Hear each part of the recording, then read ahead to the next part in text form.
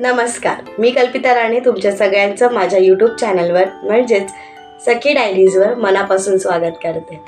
आज मी तुमच्यासाठी कुठलीही रेसिपी किंवा कुठलाही व्लॉग घेऊन नाही तर एक इन्स्पायरिंग इन्सिडेंट्स घेऊन आलेली आहे।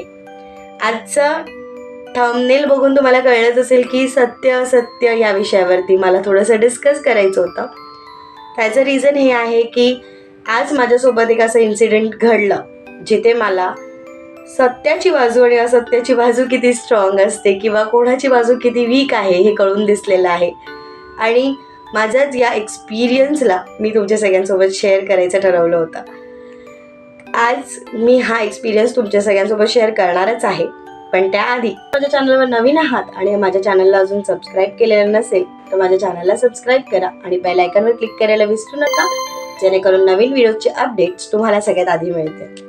होतं काय ना की खरी बाजू ही लवकर लोकांपर्यंत पोहोचत नाही, पण एखाद्या व्यक्तीविषयी तुम्ही जर खोटं बोलताय तर ते गावभर पसरलेलं असतं आणि लोक सहज खोट्याला मॅन्युप्युलेट होऊन जातात। खोट्या गोष्टी त्यांना सहज खऱ्या वाटतात।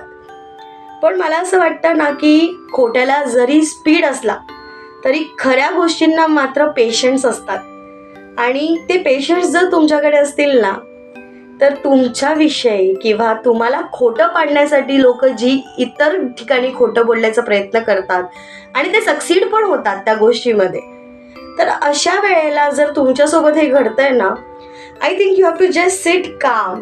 कारण खोटं हे असं आहे ना की ते खूप स्पीडनी पसरतं आणि तुम्हाला बहुतेकदा मग असं वाटतं की अरे यार मी खरं बोलून सुद्धा लोक माझं ऐकत नाही आहेत, पण खोटं बोलणाऱ्या लोकांना मात्र संख्येने साथ आहे।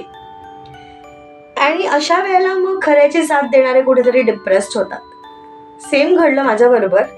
मी इन्सिडेंट किंवा त्यातल्या व्यक्तींची नावं इथे डिक्लेअर करणार नाहीये, पण जर मला पुढे कधी वाटलं की तो इन्सिडेंट नावासकट शेअर केला पाहिजे तर मी नक्की विचार करेन। सो काल माझ्यासोबतही असं घडलं आणि कुठेतरी मीही डिमोटिवेट झाली। त्यानंतर दुकानातून घरी परतताना असं झालं होतं की माझ्या बाप्पाशी संवाद। रिक्षामध्ये मला जेव्हा गणपती बाप्पांची मूर्ती दिसली तर मी बाप्पाला म्हणाली, बाप्पा खरंच का रे, खऱ्याची साथ द्यायला कोणीच नाहीये आणि मला माहिती आहे की ती व्यक्ती खोटी वागतेय, ती व्यक्ती सगळ्यांना खोटं वागायला लावतेय, पण त्या इतर लोकांनाही हे कळत नाहीये का की त्यांना कळतंय पण त्या व्यक्तीला घाबरून ते खोट्याची साथ देत आहे। म्हणजे खोट्याला इतका स्पीड असावा आणि खरं कधी आणि कसं लोकांपर्यंत पोहोचणार। मी खऱ्याची साथ दिली म्हणून आज मी एकटी पडली बाप्पा, पण मग आता मला काही सुचत नाहीये की मी काय करू।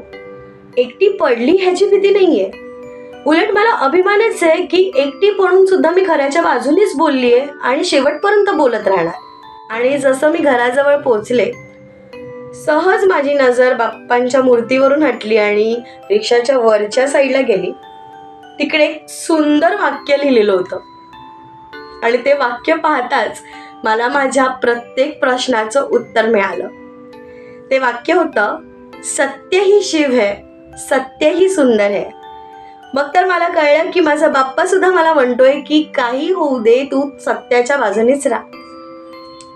आणि म्हणूनच मला खूप शेवटला का होईना पण दिवसभर तो स्ट्रेस होता की खरं बोलायला मला देत पण नाही आहेत लोक। इतकं खोटं इतक्या स्पीडनी पसरलंय की they are okay with this statement. समोरच्या व्यक्तीने जे काही खोटे स्टेटमेंट्स दिले आहेत त्याला सगळे पास करतायत, म्हणजे सत्याला बोलायची पण परवानगी नाही आहे का।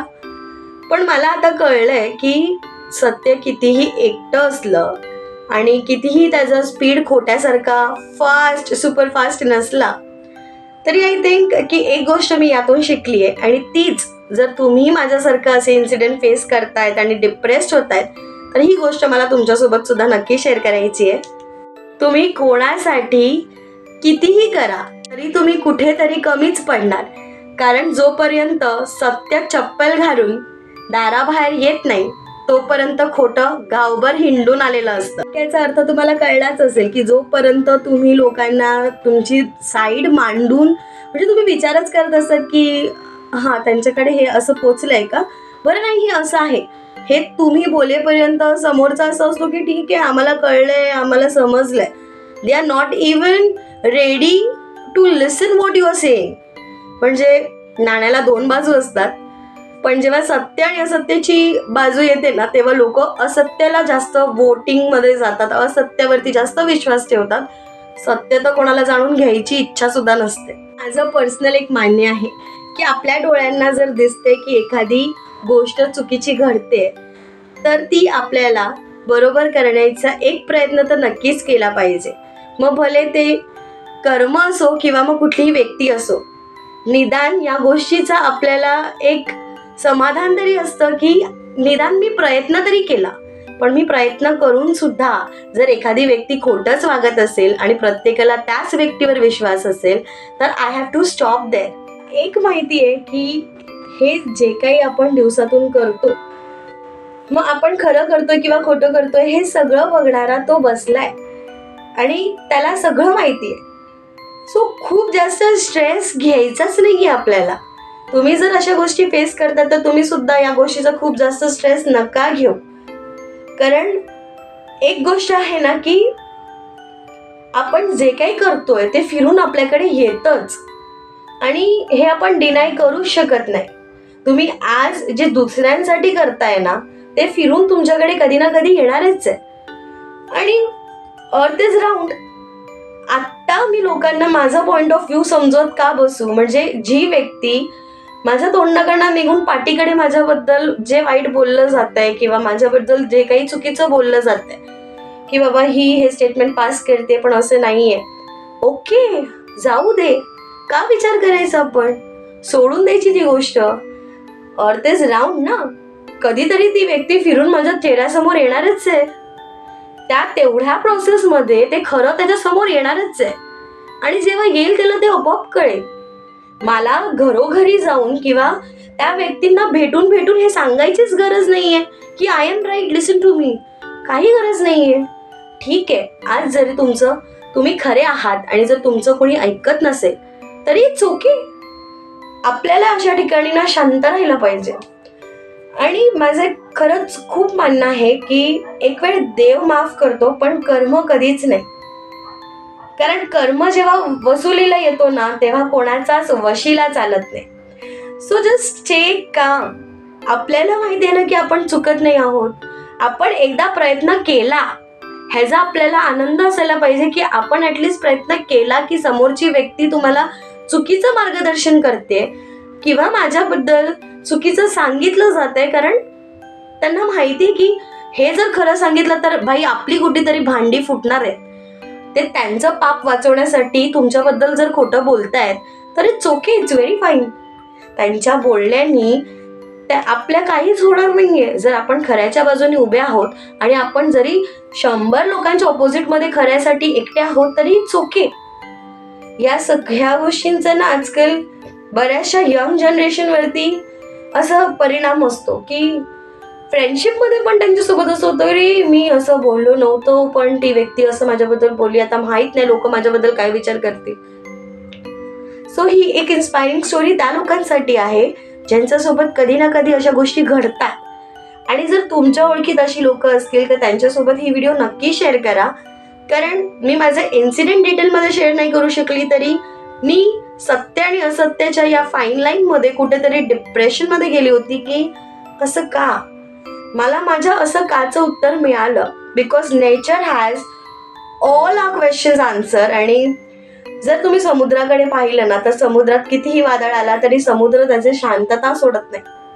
So just be like that समुद्र. काहीच विचार करू नका. तुम्ही तुमचा प्रयत्न केला. इतरांना जर खोट्याची साथ द्यायची किंवा आत्ता ॲट अ मोमेंट त्यांना असं वाटतंय की किंवा ते अंडर प्रेशरमध्ये येऊन सुद्धा बोलत असतील की अरे नाही ती व्यक्ती मला काय बोलेल, मला काय करेल, त्यापेक्षा बेटर आहे ती जे सांगते त्याच्यातच आम्ही हा मध्ये हा करू. Okay, it's totally fine. त्यांना जे करायचं ते करू दे. ॲटलिस्ट या गोष्टीचं मला तरी समाधान आहे की मी सत्याच्या बाजूने उभा राहायचा प्रयत्न केला. आणि त्यासाठी जर मी कुठेतरी एकटी पडणार आहे तर I am very fine being alone. पण फक्त एकटी पडते म्हणून सत्य सोडून खोट्याच्या हा मध्ये हा मिळवणं मला तरी पटत नाही. सो जर तुमच्यासोबत असं काही घडत असेल तर प्लीज बी काम. काहीच विचार करू नका. फक्त एक गोष्ट लक्षात ठेवा की karma never fades to give what you have done back. मला तर वाटतं की तुम्ही एकटे असलात ना तरी ठीक आहे, पण तुमची पाठ जी आहे ती एकदम मजबूत ठेवली पाहिजे. कारण शाबासकी, धोका, फसवणूक सगळ्या गोष्टी पाठीमागूनच मिळतात. तुमच्या मागणं लोक तुमच्याबद्दल काय खोटं पसरवतायत याचा विचार करूच नका. मला माहिती आहे की तुमचे घेतलेले डिसिजन्स राईट आहेत. तुम्ही शेवटपर्यंत त्या गोष्टीवरती ठाम राहा. कधी ना कधी लोकांपर्यंत सत्य जाणारच आहे. सत्याला कुठेही असं दारोदारी जाऊन मी खरं आहे बोलायची गरजच नसते. आणि माझं एक खूप छान सजेशन आहे तुम्हा सगळ्यांसाठी, जे कोणी लाईफमध्ये अशा गोष्टींमधून आला आहे किंवा येत आहात, तर एक साधं आणि सोपं तुम्हाला सजेशन देत आहे. पटलं तर नक्की बघा. तसे कष्ट करणारी लोक सहसा स्पष्ट बोलायला कधीच घाबरत नसतात. त्यामुळे जर तुम्ही स्पष्ट बोलतायत, कष्ट करतायत आणि तुम्ही एकटे पडलाय तरी it's very okay and very fine. प्रत्येक वेळी स्वतःला प्रूफ करायची गरज नाही आणि प्रूफ करत बसूही नाही. आपण माणसं आहोत, पायथागोरस थिअरम नाही. तात्पर्य काय, सत्य ही एक अशी श्रीमंती आहे की ती एकदाच खर्च करून त्याचा आनंद आयुष्यभर घेता येतो. पण असत्य हे एक प्रकारचं कर्जच आहे. असत्यमुळे तुम्हाला तात्काळ सुख तर मिळेल, पण आयुष्यभर त्याची परतफेड करावी लागेल. त्यामुळे जर तुम्ही सत्याच्या बाजूने चालताय आणि तुम्ही एकटे पडलाय, डिप्रेस्ड होऊ नका. आशा करते ही छोटीशी व्हिडिओ तुम्हाला कुठे ना कुठे इन्स्पायर व्हायला मदत करेल. ओळखीत जर अशी कुठली व्यक्ती असेल ज्याच्यासोबत एखादा इन्सिडेंट असं काही झालं असेल ज्याच्यामुळे खऱ्यावरचा जर त्याचा विश्वास उडला असेल, तर नक्की ही व्हिडिओ त्यांच्यासोबत शेअर करा. ही व्हिडिओ आवडली असेल तर नक्की लाईक करा, शेअर करा, चॅनलला सबस्क्राईब करा. भेटू पुन्हा अशाच नवनवीन इन्स्पिरेशनसह. तोपर्यंत bye bye. Thanks for watching my video and do subscribe to the channel.